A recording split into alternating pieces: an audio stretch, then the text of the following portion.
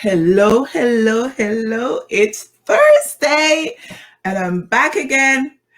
Hello, peeps. It's Thursday and you know what that means. A new episode of Chit Chat with Bernabella. I'm your host, Bernadine.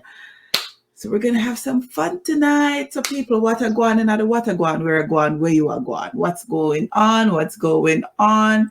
If you are here, say hello, hello, hello, Colleen. I see you. Hello, hello, hello. Let me know if you can hear me clearly. Drop a comment, share the live. Again, welcome to episode 13 of Chit Chat with Bernabella. Medea me I go on chugga one week at a time till me reach a week 13. Oh. You know, Colleen, but just to take it easy. Yeah. So if you're tuning in for the first time, welcome. Previous episodes can be found on my YouTube channel. So visit the site, like, comment, and subscribe and set your notifications. Or I said, Colleen, I'll when them a ban you, right? Up and running again, up and running. Our Facebook are going on. Them don't say we are star around here, then can't keep it down for long. What am I going with, eh?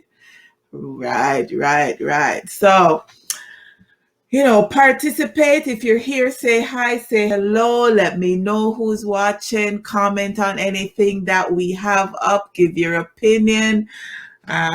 Your participation will enable you to win a product. And this week's product is a Delgada coffee, and it is a detox coffee. So we'll talk about that a little later. And a little birdie called me out. So whether you win in the past or not, and you win tonight, you will get a prize when I go draw again. All right. I'm just saying. Anyways, you know, we're just here to have some fun, learn about what's happening around the world, keep you entertained. And as usual, I am going to start with our musical artists of the week. And this week we have a couple of things are going on. So the female in the picture, her name is Denise Alia Jacas, Jacas. And she goes by the name of Sacaj, Sacaj. So it's her last name spelled backwards. She's a new and upcoming artist who released her latest single called Steady. The 20-year-old singer only decided to pursue music 2 years ago, and so far she's doing well. She's still a student at the University of Technology, pursuing a bachelor's degree in entrepreneurship, and that's in Jamaica. It's a good song, good lyrics, and the nice rhythm, you know, something you can rock to. So look out for big things from this artist. She started out well. A couple of the songs that I've heard from her are doing well. Calico is another upcoming artist. He's got a new song out called Bad Mind on an independent label. This Toronto artist spent 11 of the last 15 years in prison and has decided that he's turning his life around. So we're going to wish him luck and much success in the music business. Lali's hit song called Tinina It, which was released in December 2020, is going crazy on TikTok right now. And what I found is that TikTok is enabling a lot of artists to be relevant and also to give them a wider audience. Lali is benefiting from that because it's giving him a wider audience. Like, he's relevant, he's got nice songs out, but it's allowing him to, you know, be heard and known by a wider audience. So good for him. And Taurus Riley has lost one of his younger sister. Her name was Jaffa Joy Riley Douglas. No reason was given as to how she passed away. So we'll send condolences to her family and friends. And I see Enid is joining. Hi, Enid. How are you? Thanks for checking in. So check out all the videos on YouTube and Vivo, and video links will also be in the description box on my YouTube channel. So please and thank you. subscribe to my YouTube channel. I'm trying to build that, and share this live. I'm trying to build this as well. Any help would be appreciated. Thank you. So we're going to go to the sports arena, and the LA Clippers, Kawhi Leonard is out indefinitely with an ACL injury. The Clippers played last night, and Paul George reminded people as to why he's considered a superstar. It was a good game. They played against the Jazz, and they scraped out a win because it was very close, down to the wire, neck and neck, back and forth. So we'll see if they are able to make it into the Western Conference Finals and eventually into the NBA Finals without Kawhi, because, you know, he's their main guy. The Brooklyn Nets was missing 2 of their 3 stars in previous games that they played. However, for Game 5, James Harden decided that he was going to come back and help them. And luckily, like, they needed all the help they can get. They were done by 19 points, and they came back and beat the Bucks. So that was Game 5. So their Nets are leading Bucks 3-2. They're playing now. The game started at 8:30, so we'll see if they can close out the series and go on to the Eastern Conference Final, or if the Bucks will be able to send the series to a Game 7. I myself have Nets and the Suns meeting in the finals, in the NBA Finals. So we'll see how that goes. And as for the Suns, they're currently missing one of their superstars. Chris Paul is out indefinitely due to COVID-19 health and safety protocols. So we'll have to see how well they do without him. And last night, the Philadelphia 76ers choked big time. They were leading Atlanta by 26 points. They were up by at least 20 points in the third quarter. Atlanta came back and won that game. So Atlanta is now leading Philly 3-2 in the series. So that was a shocker for everybody. Nobody expected them to Atlanta to come back and win that game.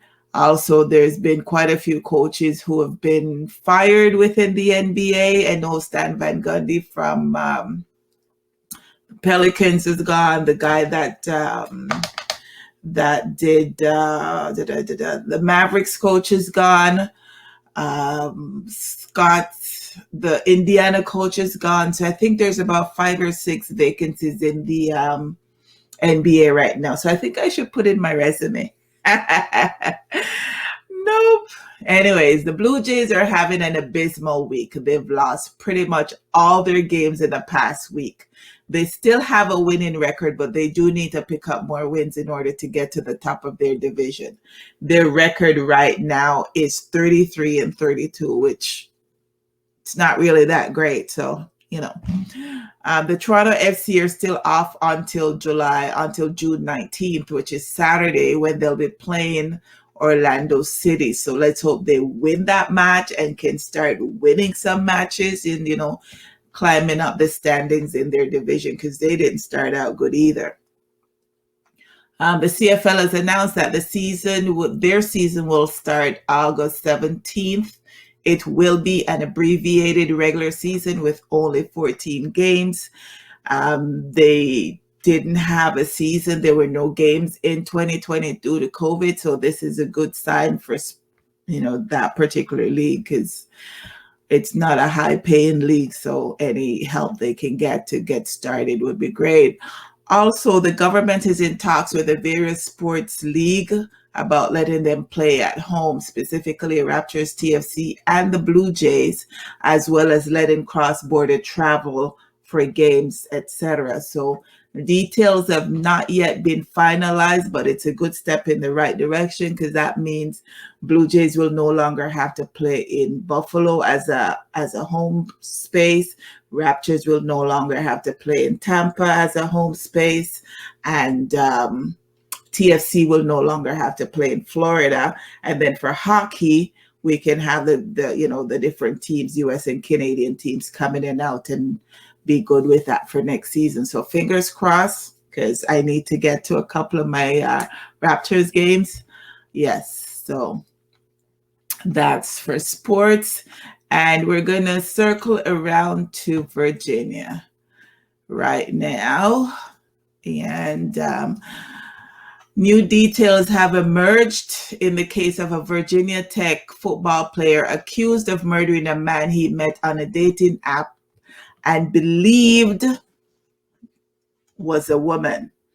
Isemimen Etute, 18, has been charged with second-degree murder for the May 31st homicide of 40-year-old Jerry Paul Smith.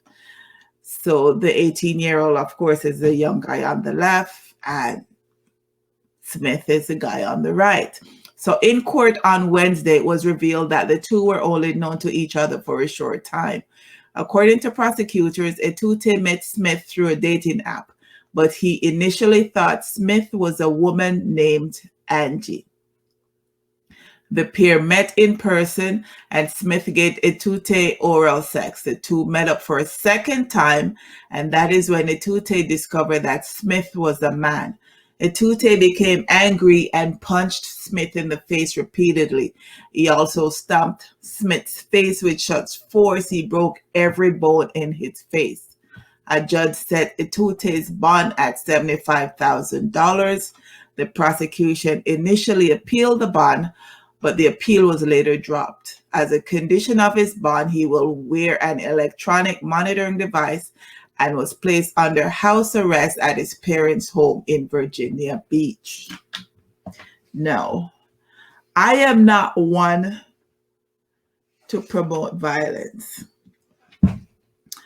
And, sorry that Mr. Smith lost his life, but you cannot, he's not the first person to do it, and I'm sure he won't be the last person to do it, but you cannot trick people into having sex or doing sex. If you know you're a guy and you're into guys, ain't nothing wrong with that. Just be upfront and say, hey, that's what I'm into. If the person on the app is into that, they will welcome you in and y'all can do your thing. But you can't pretend that you're a girl when you know you're a guy, and then it's easy to pretend behind the computers. But when you're meeting up in public, like, come on. If you never find out the first time, him find out the second time, and no, somebody got killed, and now an 18-year-old guy is going to possibly have to spend the rest of his life behind bars because of, this man's ways. So that whatever you're into, that's fine. But don't trick people, because it will backfire. And in this case, it did horribly because somebody lost their life. So I don't like that at all. Don't like that at all. So we're going to circle around to Milwaukee. And this one was a little bit odd. But here goes. A Milwaukee woman faces multiple charges after setting her sleeping husband on fire because she thought he poisoned her chicken wings. Tohansty Marie Smith, 29, was charged with arson of a building, first-degree recklessly endangering safety, mayhem, and domestic abuse. She's scheduled to undergo a competency exam. The victim, Henry Williams, told investigators that he and Smith had been in a relationship for more than 8 years, but had hit a rough patch lately. He said Smith had been acting strange the last 3 or 4 months. Smith told investigators that on June 2nd, she suspected her husband of poisoning her chicken wings. Early the following day, she filled a cup with lighter fluid and poured it on his head while sleeping. She used a lighter to ignite the accelerant. According to the New York Post, first responders took the victim to the hospital with burns to his head, chest, ears, hands, neck, and face. Williams told investigators that he and Smith had argued the night before because he told her he was planning to leave her and move out of their home. Smith is scheduled to appear in court on Thursday.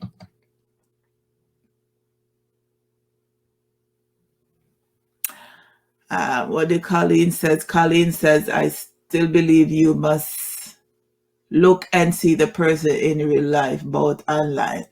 Girl, me don't buy no pussy in a bag. So I gotta see what I gotta see. So yeah, no, but I think there's something wrong with this lady. I think there has to be I don't know, something not going with her. Colleen says she Annie Palmer wow over chicken wings as she Annie Smith. I'm telling you, like chicken wings, like there's something she's off in. She has to be off in the head. She has to not be well in order to think that. And the guy said she's been acting strange the last couple of months. So there's something off there, because to like the man because she thinks he poisoned her chicken wings. I mean, if he did poison her chicken wings, I don't think she would have been healthy enough or awake or whatever or alive in order to be able to burn up the man. So, but can you imagine no one dash lighter fluid upon him? Oh, Lord. Anyways, we're going to go to Alberta. So in Alberta, an explosive device set off at a gender reveal party sparked a wildfire. The device was only supposed to release blue or pink powder to identify the baby's sex when it was detonated about 6 miles west of Fort McMurray on May 31st. It instead caused an inferno which grew to about an acre before it was extinguished. Travis Fairweather, an Alberta wildfire spokesman, said the individuals responsible were fined $600 and could also be forced to pay the costs of fighting the fire. The newspaper reported, while fireworks and exploding targets can be fun, they can also come with a hefty price tag if you inadvertently start a wildfire, Fairweather said. These people, like, every little thing them see them take up. This gender reveal, you know how much people dead, how much fire and all of these things, these gender reveal parties start because, just check the ultrasound and look on it and they will tell you, not have to go through all of that. Just check the ultrasound. I want them to now be charged further. I want them to have to pay for all the costs of the fireman and everybody who had to come out and put out the fire. Because all I know have to do, I look on the ultrasound. It tell you, I no cost you nothing. It don't cost anything to look on the ultrasound. These over the top things, we're not taking it out of hand now, people. We're not taking it out of hand. Kind of gonna start fire then now and supposed to did burn down further. Like one in California last year was the same gender reveal party. It was 16,000 acres. 16,000 acres that was burnt down. People lost their homes and everything. All because you want to know what gender your pitney be. Look at the ultrasound. The doctor will tell you. If something is sheen, it's a boy. If not nothing, it's a girl. You move on. Them things annoy me. Annoy me. Anyways, I am going to move on to Texas because this little woman here, she cray. So here's the story. A 30-year-old woman has been arrested on trespassing charges in Texas after she allegedly infiltrated a school while dressed as her 13-year-old daughter for a social media stunt.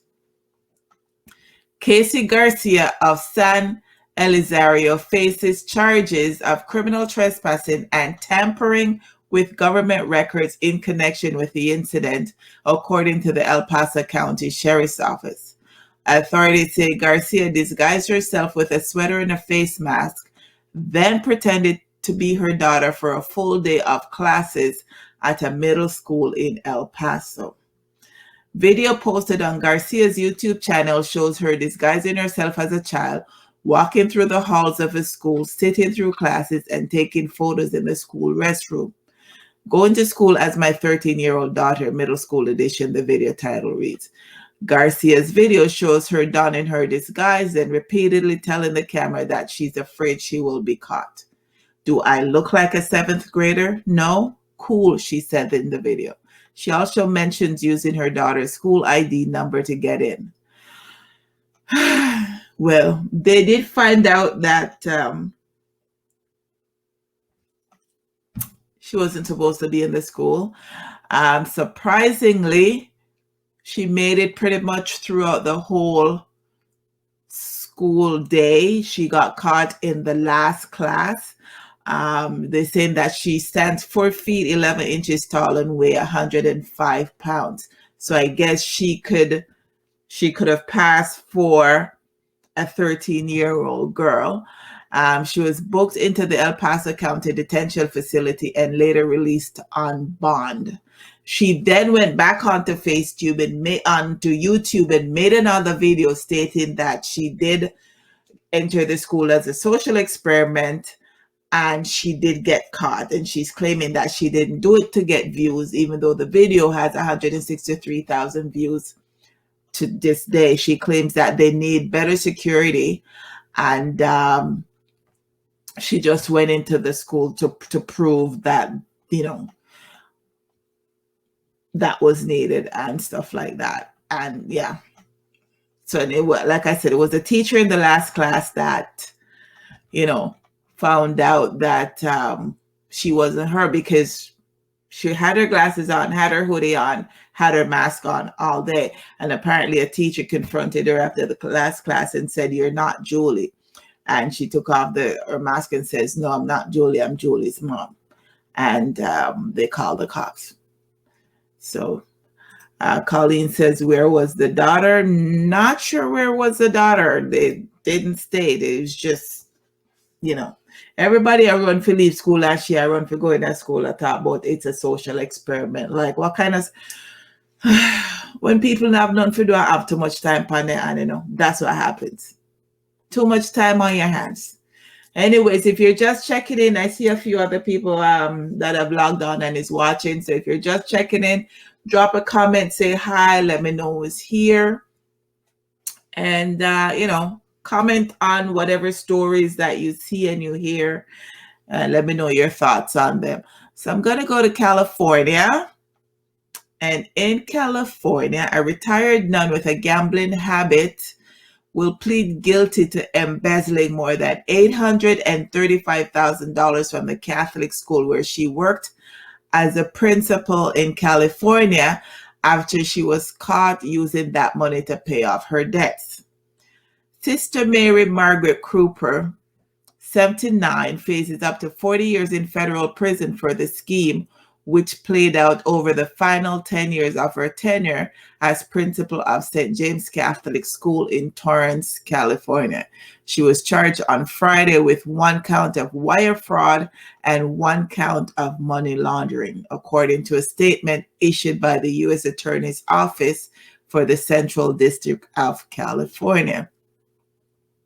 Cooper admitted in a plea agreement to diverting donation and tuition money into a savings account that she initially used to cover living expenses for the nuns who worked at the school.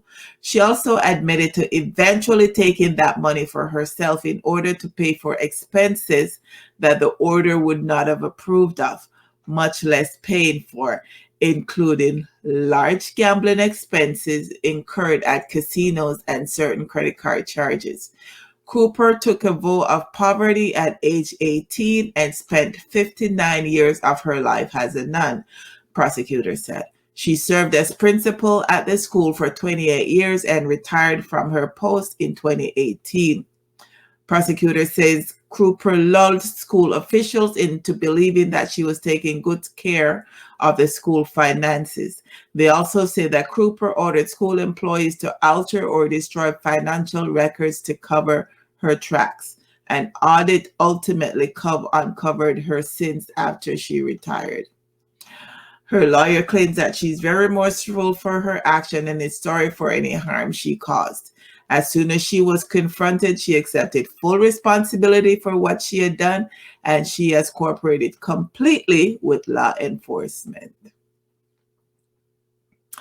Apparently, she's been suffering from a mental illness that clouded her judgment. The statement did not explain the nature of the alleged mental illness. So, my lady decides for the last 10 years of her time as the principal, she embezzled the money from school. Now, she felt so bad about it, she didn't tell anybody until they found out when they did an audit after she retired. So if an audit wasn't done, she wouldn't have confessed, and she possibly would have gone to her grave with, nobody knowing what she did. So now at age 79, she's going to go to jail for embezzlement. Someone want to know when she as a nun go in a jail. Prisoner and prisoner start to talk. What she'll tell them? Oh, I'm a nun, but I had gambling debts and I embezzle the school, and this is where I'm at my age of 70, whatever. Sometimes. Yes, Colleen, she's a straight hustler. Straight hustler. Anyways, if you're just joining, say hello, say hi, drop a comment. So we're going to circle to Israel right now, and a lot's happening over there. But after 12 years, Benjamin Netanyahu, who is no longer the prime minister of Israel, he was ousted by a coalition government led by Naftali Bennett. There's been 4 elections since 2019, and each time there's not been a majority government, and the other parties have not been able to come to an agreement as to how to go about putting a coalition together until now. Naftali Bennett will split the 4-year term with Yair Lapid, who is the leader for one of the other coalition parties. Netanyahu is currently on trial for corruption and other charges. He's vowed to stay on as party leader and will run again in the next election, whenever that is. But this other story, I found it quite interesting. I got it off one of my financial planning sites. So it goes like this. I'm back in the USA. And yes, it says, my wife and I defrauded the government by hiding income.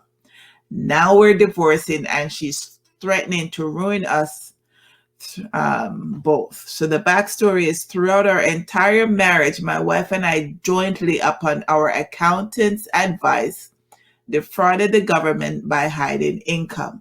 We are self-employed. We do have retirement accounts, but also bought properties and a second home and made as many cash payments as possible. My wife, again under the advice of an accountant, continues to claim unemployment during the pandemic and only takes cash from her customers. We are now divorcing after she left me for her pandemic boyfriend. She was caught at our vacation home with him. I owe her some sort of spousal maintenance due to our long-standing marriage, but I believe it is far less than she thinks, and now she wants to dig up all of our prior assets that are held in my name or in my other business's name. I say she's only entitled to our joint retirement properties, and holdings, and half of our joint business assets. She has an equal amount of assets in her own name. All our children are out of the home, done with college or secondary school, and or married. Yes, I know this sounds ridiculous, and yes, I know we could both be in jail. I recommended no one do any digging, but she's adamant that she gets more, and damn the consequences of both her actions during the marriage to mutually defraud the government. What should he do? Should he call her bluff?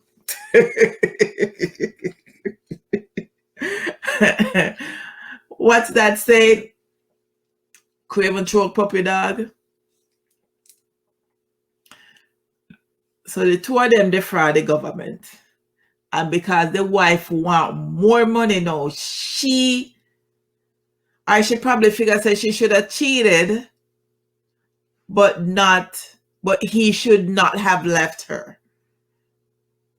I mean, I understand. Because what's the point of digging up all the other stuff that you guys did to defraud the government in order because you want more?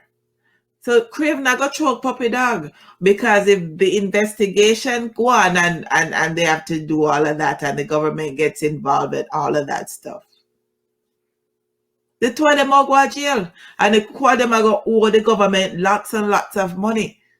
So I know him one I go think so she's going to be that spiteful. Craven choke puppy dog. Colleen says what happens in Vegas stays in Vegas, and Enid says greedy. She very greedy because the man says that she has equal amount of properties that he has, and the other ones that are joint, they're going to be splitting what needs to be split from those accounts, and that's what he thinks she's entitled to. But my girl want everything.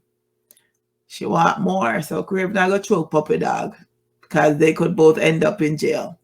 I mean, no, our pandemic boyfriend not go wait for her to come out of jail. So, oh boy. Anyways, we're going to circle around to Boston. A lobster diver who got caught in the mouth of a humpback whale off the coast of Cape Cod on Friday morning said he thought he was going to die.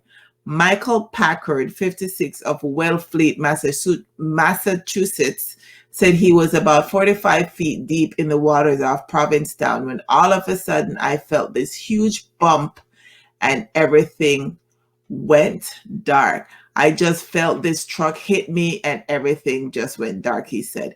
He thought he had been attacked by a shark, because sharks are common in those waters, but then realized he could not feel any teeth and he wasn't in any pain. At first he thought he'd been eaten, and then so when he realized that it didn't have any teeth and it didn't, he wasn't bit, he said, oh my God, I'm in the mouth of a whale. And I thought to myself, okay, this is it. I'm gonna die. Packer said he was in the whale's mouth for about 30 seconds, but continued to breathe because he still had his breathing apparatus on. Then the whale surfaced, shook his head, and spat him out. He was reportedly rescued by his crewmate in the surface boat. His crewmate, Josiah Mayo, was driving the boat and was following him on his dive. Josiah said he just saw a huge splash and a bit of thrashing around, and then he saw Michael kind of popped up within the mess, and the whale disappeared. Michael said he didn't know if he would be swallowed or suffocated, and he thought about his 12-year-old and 16-year-old sons, his wife, his mother, and family. I just was struggling, but I knew this was a massive crater. There was no way I was going to bust myself out of there, Packard recalled. He said suddenly he saw light. He felt the whale shaking its head, and then he was thrown out of the water. Said he was just laying there on the surface floating, and then saw his tail, and he went back down, and he said to himself, oh my God, I got out of that. I survived. Harbor Master Don German said at first he didn't believe what he was hearing when he got the call about the incident. Honestly, we all kind of thought, okay, this is far-fetched. But then when we got word from the injured gentleman, we realized it was an actual incident. His sister, Cynthia Packard, had told the Cape Cod Times that Packard was taken to Cape Cod Hospital with at least one broken leg after the encounter. And she goes, what a way to become a celebrity, huh? The man lucky. He got lucky. Very, very lucky indeed. Very lucky. Anyways, I am going to circle to Jamaica. And that woman here annoy me. She annoy me. Very much annoy me. But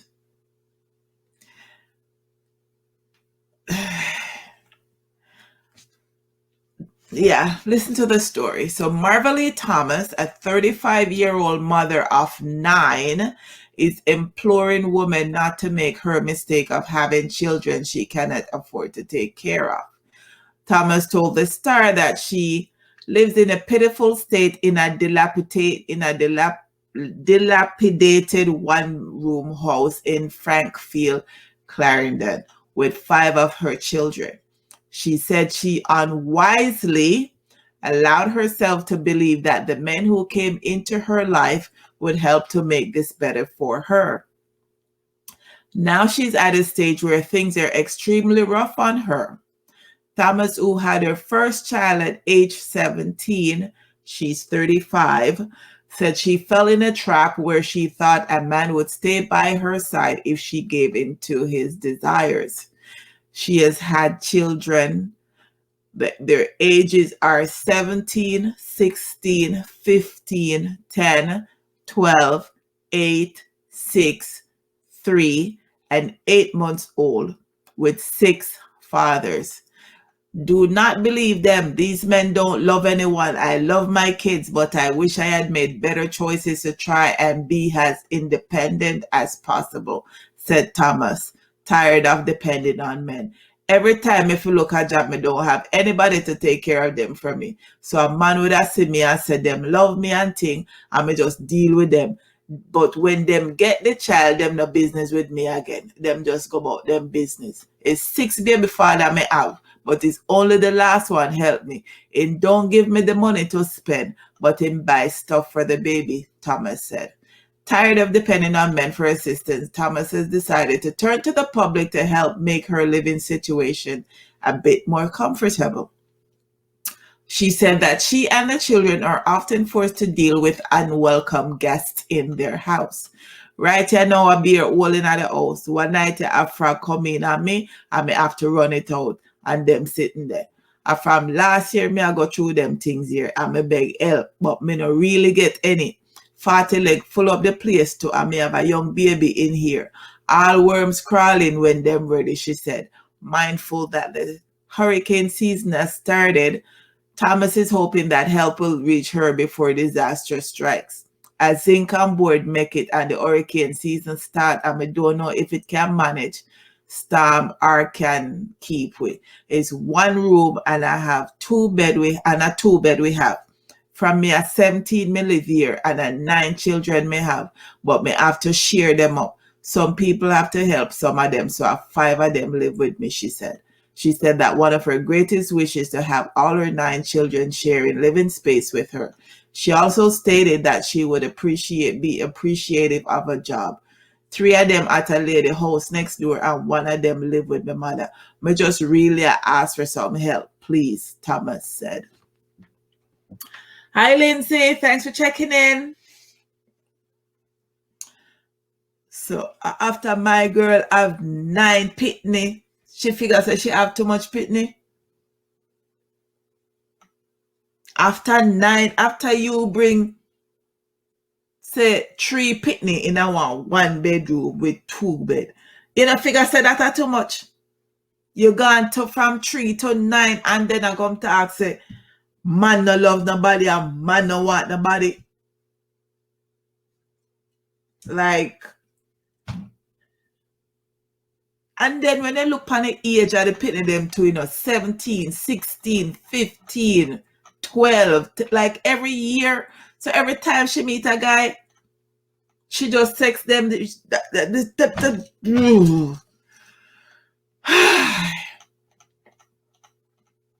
She never hear about condom.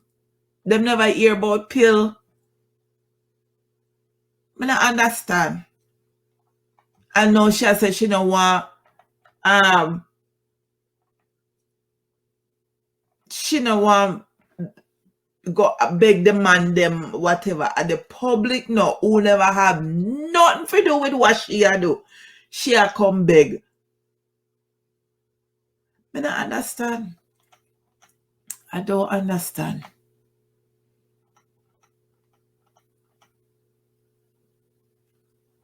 I mean, even if she reached to 5 pitney, and 5 pitney are too much in a one room with 2 bed.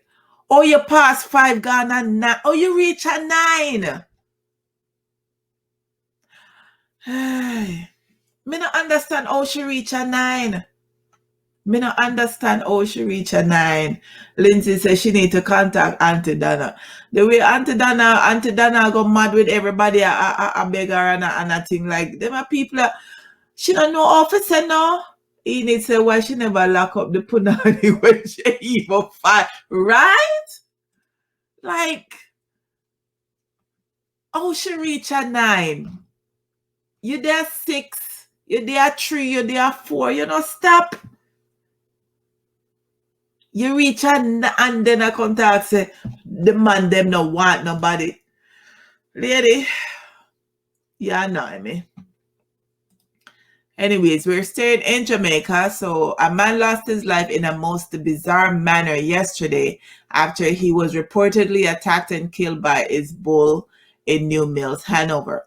Police said that the man, Audley Walker, also called Maxwell, 59, a farmer and baker of New Mills, left his house around 7 a.m. to restrain his bull, which he heard was attacking people. It is believed that while he was trying to catch the bull, he was attacked by the animal, which trampled him with its hoofs, killing him. The Star understands that it's not uncommon for Maxwell to leave his house to check on his animals in the morning. He would usually return home about 2 hours later on a Sunday to attend church, a resident of the area told the Star. But when he never returned home to go to church, everyone sort of got suspicious. Relatives and other residents who went in search of Walker were startled when they heard a bellowing, angry bull in a section of the field. When they went to make checks, they found Walker's body on the ground with what appeared to be hoof prints all over his body. The Ramblin' police are investigating. Poor soul. Poor soul. Anyways, moving on, we're going to the USA, and Jeff Bezos, Amazon, Whole Foods, multi-billionaire. He will be going into outer space later this year. Actually, it'll be in July. And an unnamed bidder paid $28 million for a seat on board the first crewed space flight of Bezos' Blue Origin. On Saturday, a bidder paid that amount to join Bezos and his brother Mark for the ride set to take off on July 20th. The month-long auction came to an end on Saturday after the undisclosed bidder placed a high bid. The identity of the bidder will be revealed in the coming weeks, Blue Origin tweeted. The Blue Origin rocket-propelled capsule is designed to hold 6 passengers, but will only take 4 this upcoming trip. The 4th rider will also be announced at a later date. The $28 million will go towards Blue Origin's nonprofit Club for the Future, a club that aims to educate children about space and careers in the field of science, technology, engineering, and mathematics. So Jeff Bezos, his brother Mark, somebody who paid $28 million, and somebody else will be taking off for space on July 20th. The company also plans to one day sell tickets for private flights to the edge of space. The cost will likely be in the 6-digit range. Oh well, you work for your money. You have nothing else to do with it. You spend it how you want. Rich people problems. I ain't gonna tell them how to spend their money. Let them enjoy it how they wish to enjoy it. And that's that on that. So we are coming to Ontario. And so far, the COVID positive numbers are coming down, which is good news. The lower the number, the faster we can move into step 2. Also, the various mayors have been asking for Doug Ford to allow personal services to reopen before July 2nd. So we're not sure if that's going to happen. We just have to wait and see. A couple of them are proposing, some outdoor stuff for just a few changes so that the barbers and the spa owners and the masseuse and all of those people, my nail girls and all of them can start, working again, because they've been closed since November. So almost 6-7 months. Also, people have been lining up to get their second shots. One news report I saw this morning and yesterday, there was a lady who lined up from 1 a.m. at a clinic that was opening at 9 a.m. Others also lined up from very early in the morning in order to get their second shots. So there were some people that were there from 5, some were there from 6. This morning when I checked the news and I looked at the line, it was snaking all, like it was long. Not even Apple. I don't recall Apple line being that long. Like the line was long and just went on and on and on. So people want to get the second shots because that will lead to us being able to go out more and just, be around more friends and family. People just tired of sitting at their house. So, them want to go out. So them run go get them vaccine. Hey Marcel, how are you? Thanks for checking in. Also, if the AstraZeneca vaccine was your first shot, you can either get the Pfizer or Moderna as your second shot. Because according to studies and reports that they've done, this is allowed.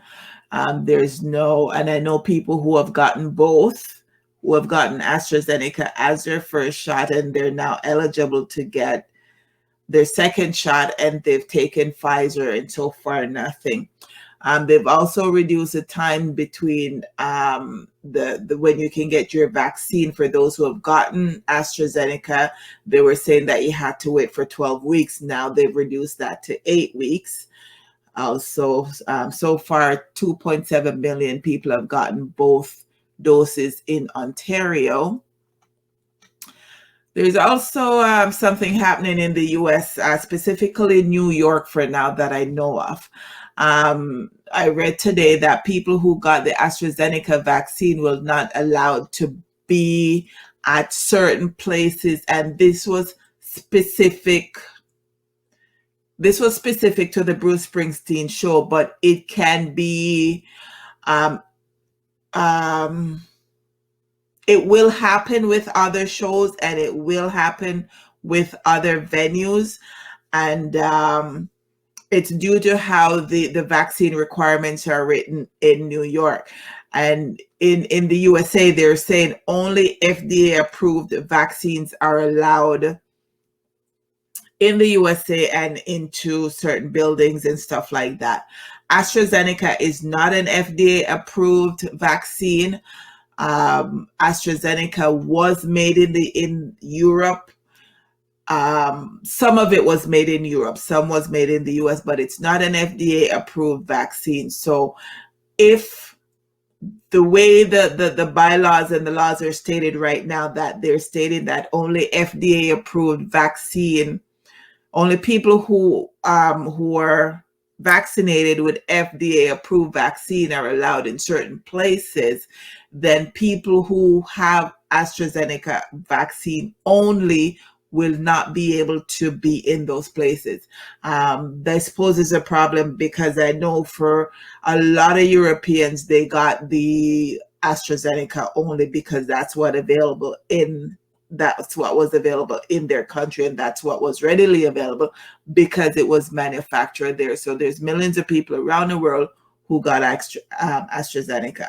So I'm not sure if that's something that they'll change over the next coming weeks to see, and just to make it so that you know, if you got AstraZeneca, you can come in, and with Pfizer and Moderna. Pfizer and Moderna are FDA approved, so if you got those vaccines, you can go to those states and you can go to the various shows and in various buildings and stuff.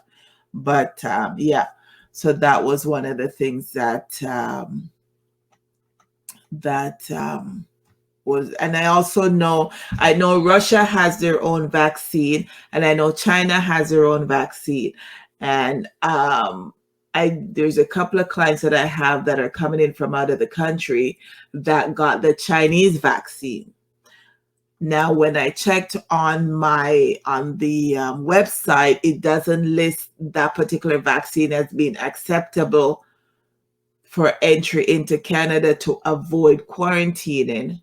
So I know one of my guys, he's going to be getting the either Pfizer or Moderna, but he'd already gotten both his shots, and he had already gotten the vaccine made in China, Sino, whatever it is, but it's not an approved vaccine under the Canadian laws. So, so those are stuff that will have to be worked out. And going over to the UK, they will be locked down for a further 4 weeks because there's been a spike in their numbers again. So they're not moving from stage 3 to stage 4 to be fully open. So they're going to stay in stage 3 for a bit. So that's what's happening around there.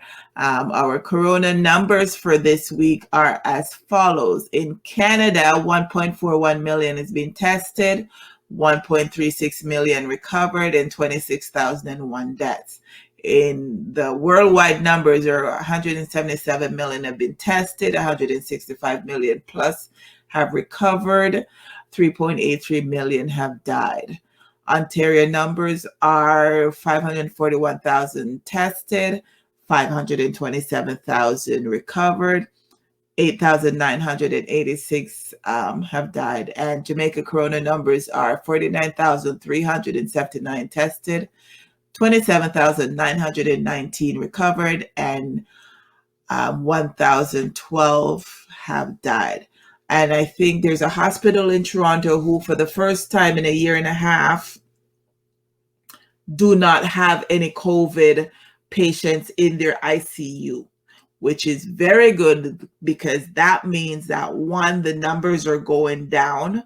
Two, other surgeries that have been put off because of COVID can now start to take place, and those people can now be looked after and go in ICU if they need be and stuff like that. So that's a good thing. That's a good thing. So Lindsay says, yes, they are saying that AstraZeneca is not a mRNA vaccine and not as effective as Pfizer and Moderna. Yes, they're saying the efficacy rate is lower for AstraZeneca. So it's best if it's used with a Pfizer or a Moderna and whatever. But for people who already have both shots and who got AstraZeneca as both their shots, it's still okay because there's still some form of protection for them. It's better to have that than to not have any vaccination at all.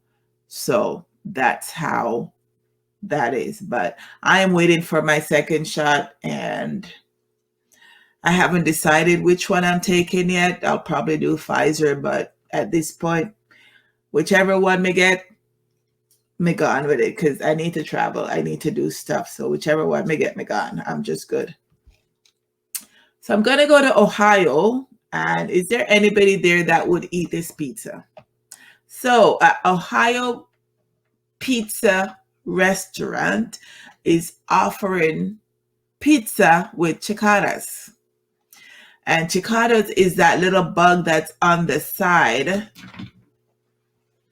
is that little bug that's on the side, and they've decided to add it to the pizza and make it, you know, they said that they haven't actually started to sell it to people yet. They've tested it out. And for those people who have tasted it,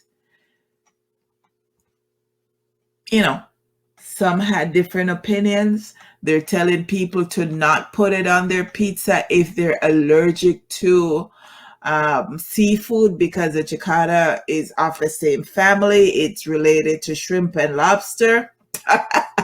So do not put it on if you're allergic to seafood. And they're also suggesting, you know, to use to put it on with sriracha sauce, you know, some mozzarella, some provolone, some mushrooms, and some green onions and stuff, and, you know, spice it up and make it look nice. And yeah, I'm not eating none. Not eating any. So for those who don't know what cicada is, it's a bug. They typically hide for 17 years before they come out as nymphs. And this year is the year when a lot of them are coming out. So there's a bug infestation of them all over the place this year. So Lindsay says, so now they're discriminating against vaccine. Yes, there's a lot of people who are saying that they don't want the Pfizer. The other day they were saying they didn't want the Pfizer. They only want the Moderna. And yeah, I don't know. Me just a take one. Me just a take one. That's it. So I'm circulating. Enid says them can't keep that, right? Let's give me little pepperoni, ground beef, little hot pepper, little pineapple. Yes, we put pineapple on my pizza. Yes, I'm one of those people. Yes, it tastes good. Me not put cicada. So yeah, no. So I'm going to circle around to Georgia, and a dispute over a mask Monday at a grocery store led to a shootout that left an employee dead and 2 people, including a sheriff's deputy, injured, according to DeKalb County Sheriff Melody Maddox. The suspect entered the Big Bear restaurant at South DeKalb Mall in Decatur in the Atlanta metro area, where there was an argument with the cashier over a mask. Maddox gave few details about the argument, but said it was over a face mask. The suspect then shot the employee, and she died from her injuries, Maddox said at a news conference on Monday. A reserve deputy working security at the store fired at the suspect, who returned the fire. Both were injured and taken to local hospitals. Maddox said that the reserve deputy was a 30-year veteran of the force prior to retiring and joining the reserve unit. He is in stable condition. It's a mask, people, a mask. Mask. Like, that's like my WTF story. Like, it's a mask. You kill somebody over a mask and now you're going to go to prison for life. All you have to do is pull up the little piece of cloth over your nose. It don't take nothing. It don't take nothing at all. Don't take nothing at all. Hey, Sandra, thanks for checking in. Thanks. So I'm going to circle back to Jamaica. So there's a story about a policewoman that's been locked up for a while. Bail has been granted to her. She's been locked up for 18 months awaiting trial. Her name was Detective Sergeant Juliet McKay, 56. She was offered bail on Tuesday when she went to court by Justice L. Pusey after her attorney, Peter Champagne QC, made an impassioned plea for her to be released.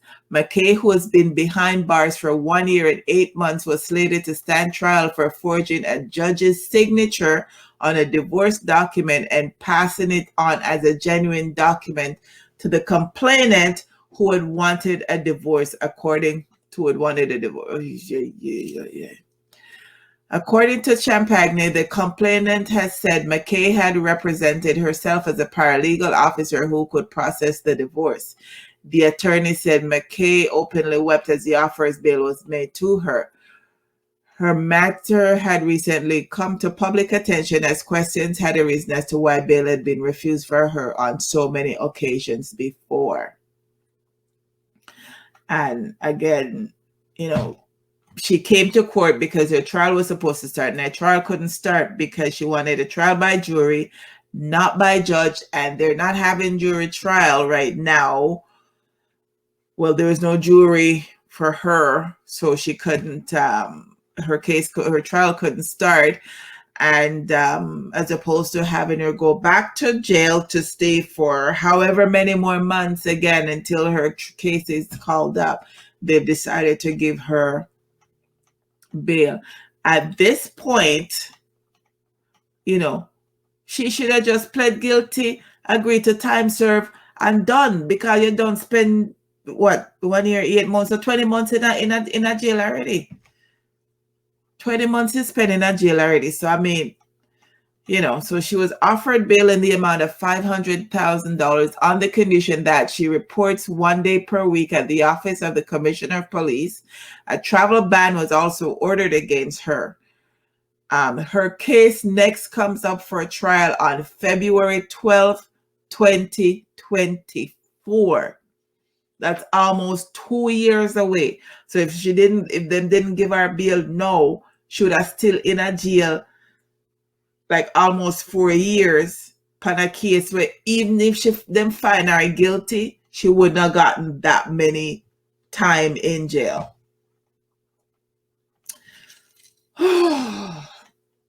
Anyways, we're gonna fly over to Oklahoma. So an off-duty flight attendant allegedly choked a crew member and claimed to be seated next to a terrorist before being subdued. The off-duty flight attendant, who was accused of assaulting 2 crew members before on an Atlanta-bound flight that was forced to land in Oklahoma City. So Stefan Jamar Duncan, 34, of Atlanta, allegedly choked a crew member and claimed to be seated next to a terrorist before a scuffle broke out. When Duncan was taken into custody, he had minor abrasions on his forehead and complained of chest pains and other ailments. He was treated on the scene and then taken to a hospital for evaluation. So the plane was flying from LA to Atlanta, had to divert to Oklahoma because homeboy thought that he was sitting near to a terrorist. He tried to go into the cockpit, and that didn't work. A scuffle broke out. All of these things. There's something in the water. There's something in the air, because the amount of plane things what happen with plane nowadays, like, and the man he even managed to take up the phone to announce that the plane was going through turbulence and that there was a terrorist on board and that people need to put on their seat belts and all of that stuff. Like, you like I said, something in the water, something in the air, because it's just crazy. It's just crazy. But yeah, he's and they're saying that the Federal Aviation Administration is stating that the amount of airplane incidents has increased, and the amount of unruly behavior, they've received about 2,900 reports so far this year. So that's more than a 50% increase in things happening on airlines lately. So for those of you who were on last week, if you're just joining, drop a comment, say hello, say hi. Let me know where you're watching from, comment on the stories and stuff. So as a follow-up to a story I did last week, where the 36-year-old pastor in St. James was locked up for raping a 15-year-old girl. So since then, the girl's mother has been arrested. And she's been arrested by the St. James Police and is now facing charges of attempting to pervert the course of justice. So it's 39-year-old Pastor Rose. He's a pastor of the Apostolic Church in St. James, and he was formally charged with rape last week. Allegations are that the victim and her mother visited the office of the Jamaica Constabulary Forces Center for the Investigation of Sexual Offenses and Child Abuse yesterday on June 10th. So on June 10th, yeah. Intending to give a further statement to the police that her initial accusation of rape was untrue. However, the police said the child was interviewed in the presence of a Child Protection and Family Services Agency representative when she explained that she was being forced to give this second testimony by the accused pastor, her own mother, and the pastor's wife in order for the case to be dropped against him.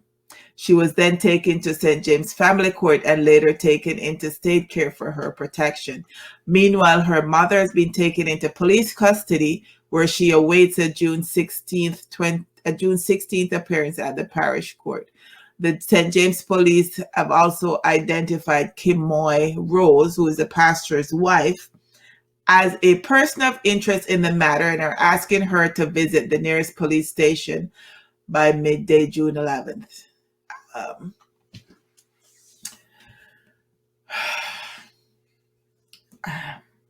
And I saw a video of when the pastor was taken to court, when he showed up in court.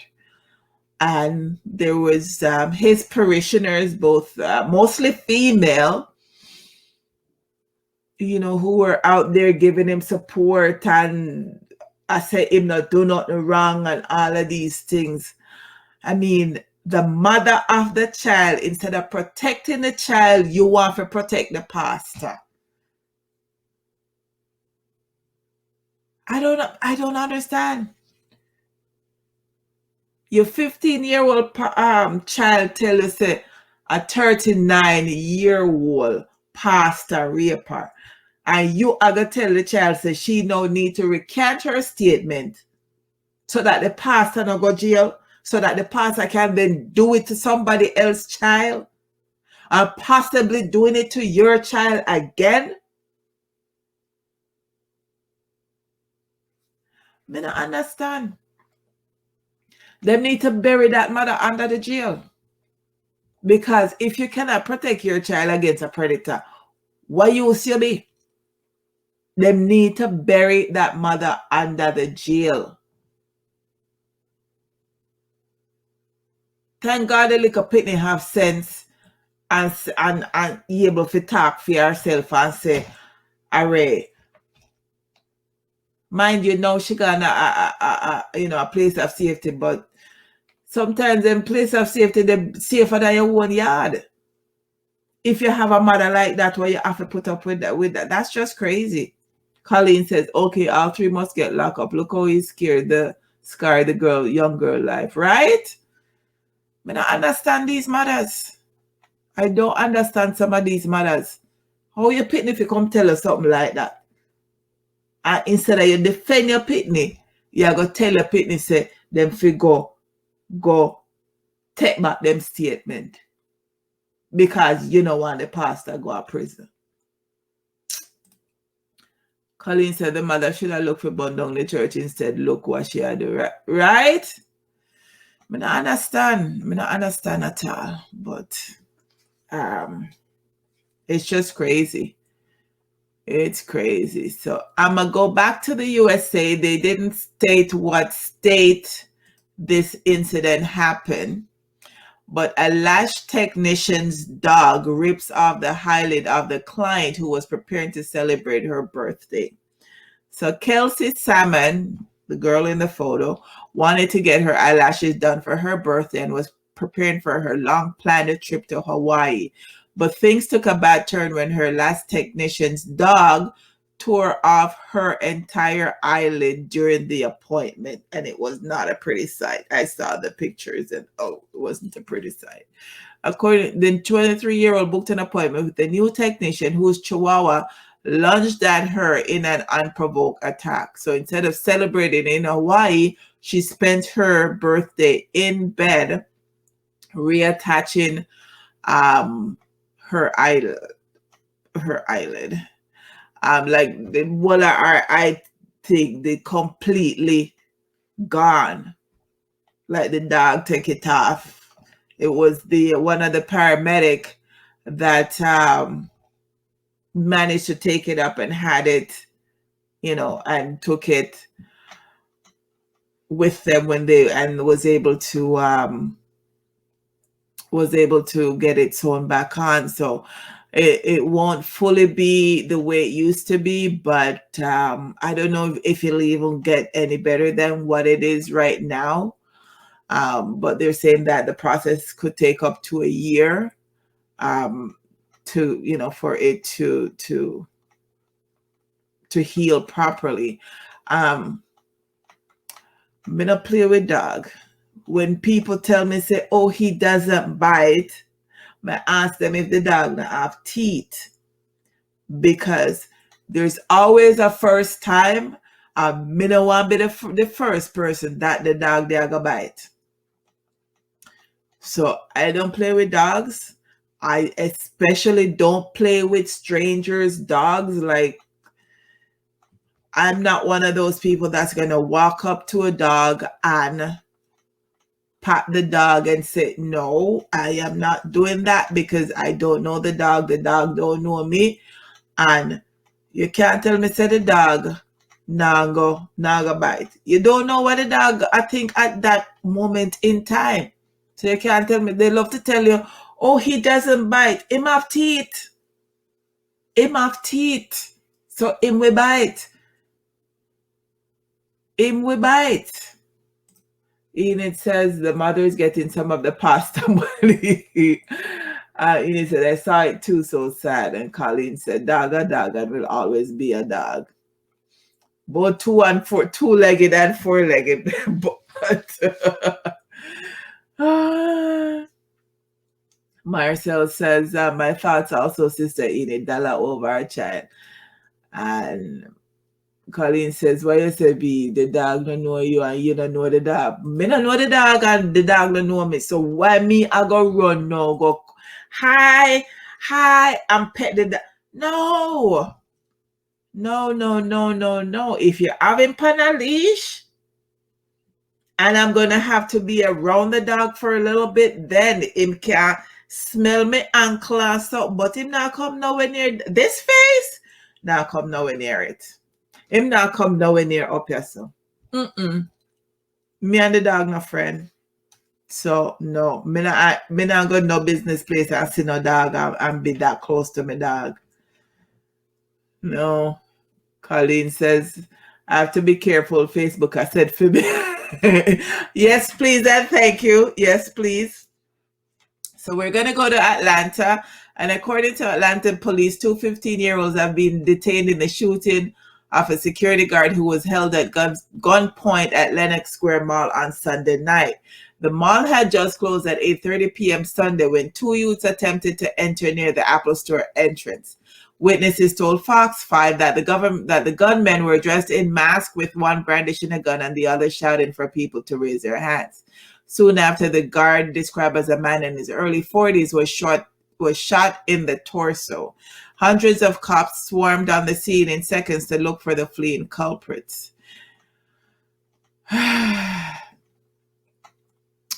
Chief Timothy Peake said, we were able to render aid from the security guard and get information from the witnesses, which ultimately led us to the direction and location where the suspects fled to.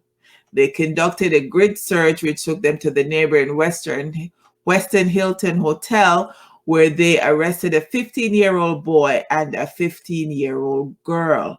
Both juveniles have been charged with attempted murder aggravated assault, armed robbery, tampering with evidence, firearm ownership by a person under the age of 18, and firearm possession during the commission of a felony. So at age 15 for them life done, because them gone to jail for life. Them gone to jail for life. That incident remind me of something like that happened at one of the Walmarts in Brampton the other day. So you know how Friday was when things opened back up. I think it was either Saturday night or Sunday night. 10:30, people still line up outside to get into Walmart to buy things. Now Walmart closes at 11. Now, they've started telling people, so they had closed the automatic doors. So they had closed the doors and we're just letting people out one by one and letting people in one by one. But it came to a point where they said, we can't let anybody else in because we're going to close it. So we have to let everybody who is in finish and leave so that they can close at 11. So the people them were trying to open the automatic door to go into the store. Me want to know why you need a Walmart at 10:30, 11 o'clock at night that couldn't wait till 7 o'clock in the morning. Where you need to go try open the doors to get into the store.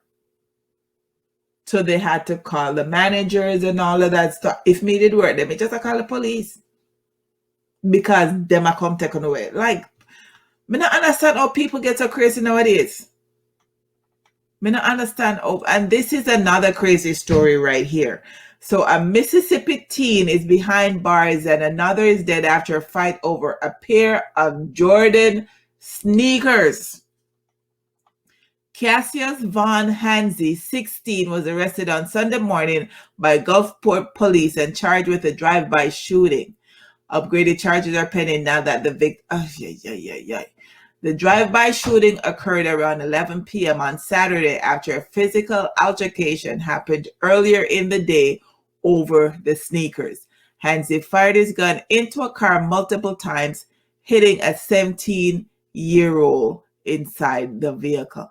This victim was taken to a hospital in critical condition, but he later succumbed to his injuries. Police say the shooting came after a fight earlier on Saturday over a pair of Jordan athletic sneakers.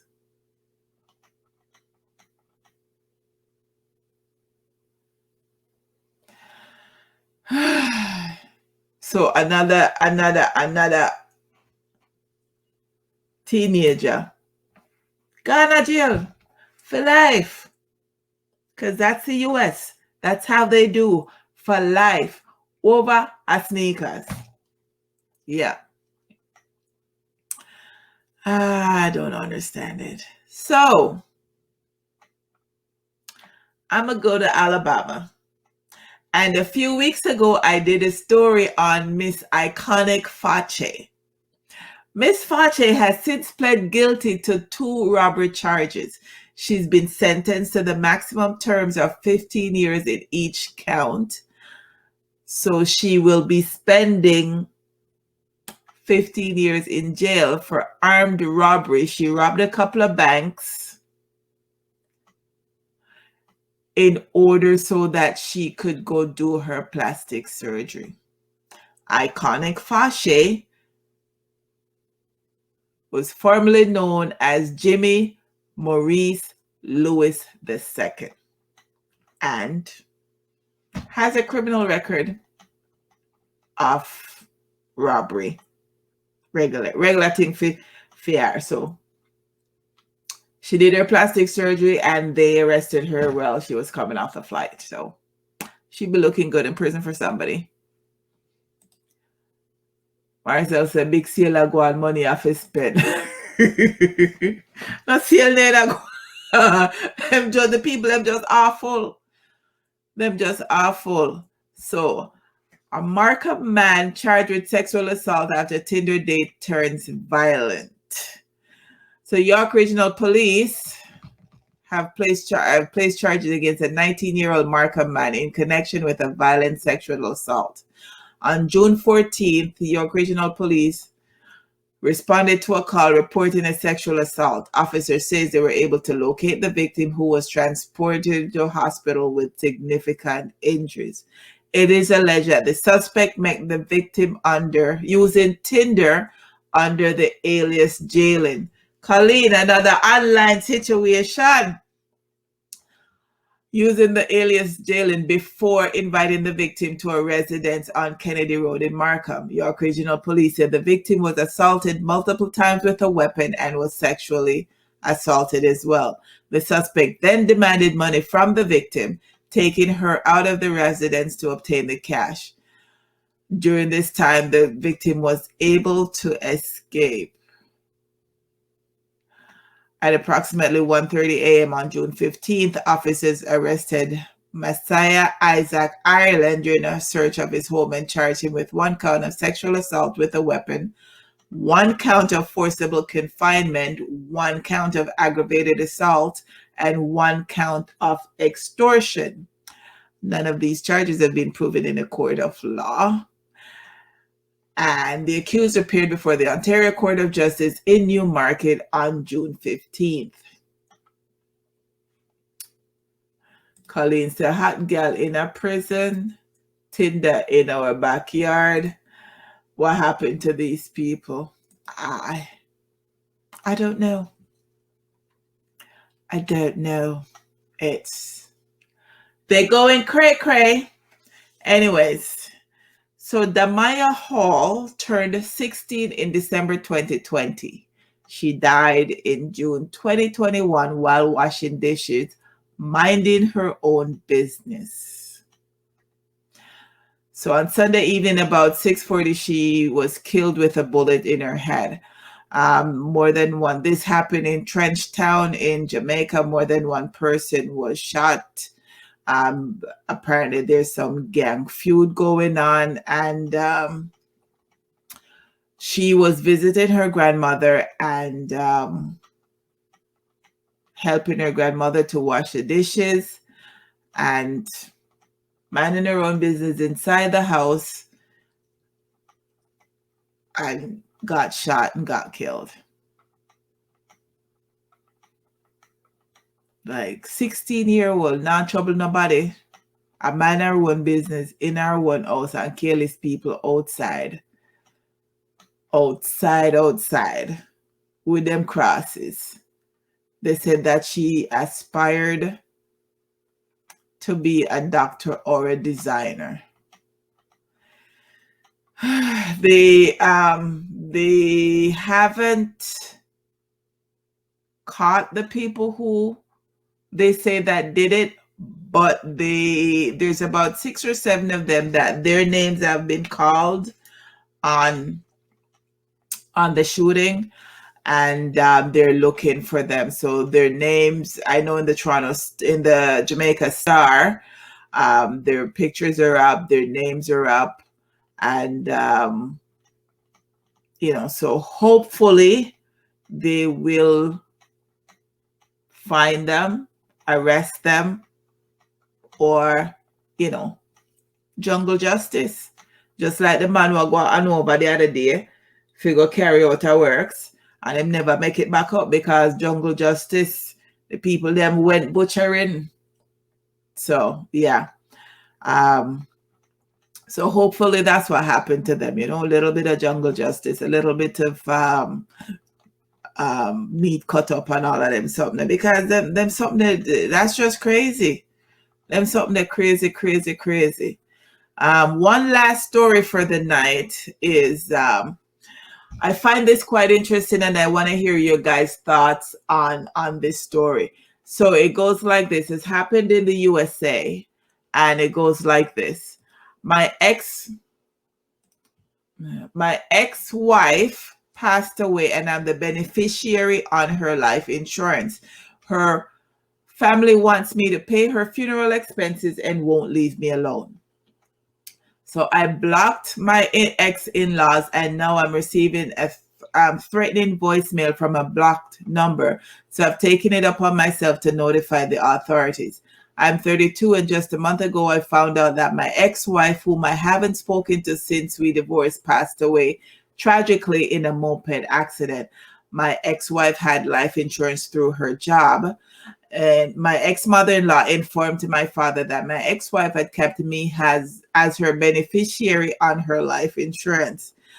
Now her family wants him to pay for the funeral costs, the bills, and whatever. He says not only did the ex-wife have him as a primary person on the policy and the only beneficiary, she also updated the policy to his new home where he lives now with his new wife. So they've been divorced for 5 years. He's moved on with his life. Thought the ex-wife had moved on, done all the necessary paperwork and stuff, but that was not the case.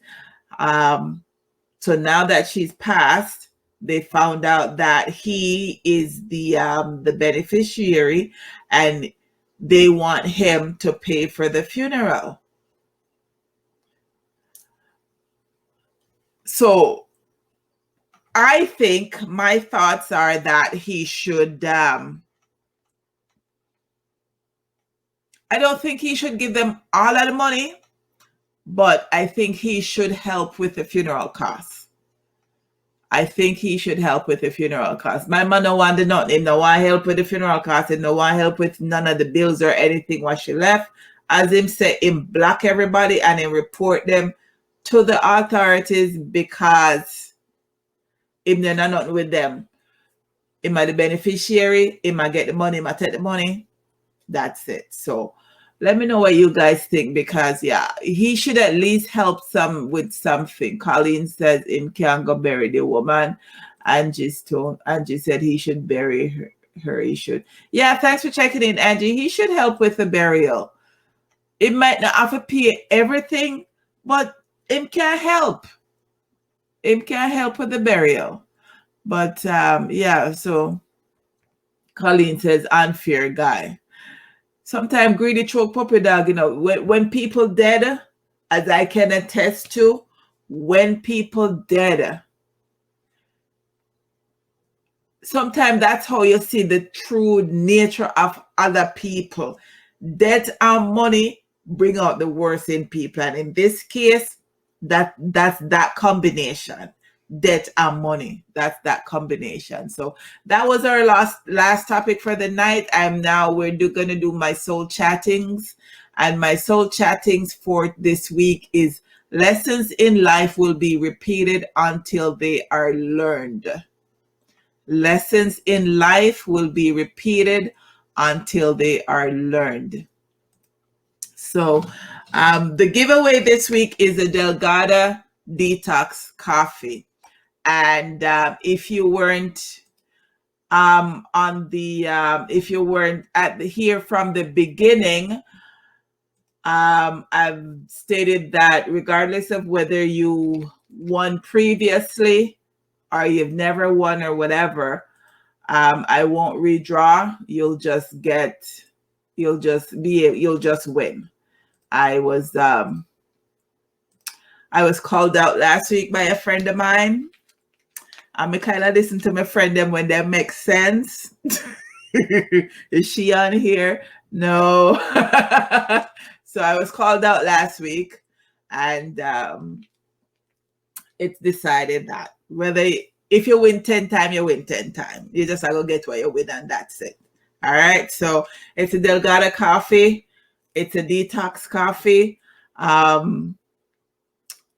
usually recommend that people drink one in the morning. If you're drinking it at night, then you can do two, but I recommend one in the morning. So it's a dark roast coffee. So if you like it a little bit lighter, this might not be, but it's a dark roast coffee. So that's it. So Colleen says, Marcel says he should win, but did he get the monies in hand? He hasn't gotten it yet, but there's nothing to prevent him from getting it, because he never killed her. It wasn't suicide, whatever. He's a beneficiary, so there's nothing to prevent him from getting it. Colleen says, real soul Chattingz. Angie said, if you win, it's a win. Yes, Angie, I was called out last week after the show ended. So I'm like, so I'm like, okay, fine. That's what I'm going to do. So I'm going to do the draw now, and we'll see who wins. And the coffee will be given to the winner. Lindsay win again. Okay, Lindsay, you can message me. Send me a message if you've got an address as to where you would like me to send it to you, or if we can meet up. I can give you, it's a week's supply of the Detox Delgado coffee. So thanks to the winner, Lindsay. Thank you guys for tuning in again this week. It was awesome. I enjoyed myself as always with you guys. Have a good week. Enjoy, and happy Father's Day to, fathers out there. If you're alive or out there. So thanks for tuning in. See you next week.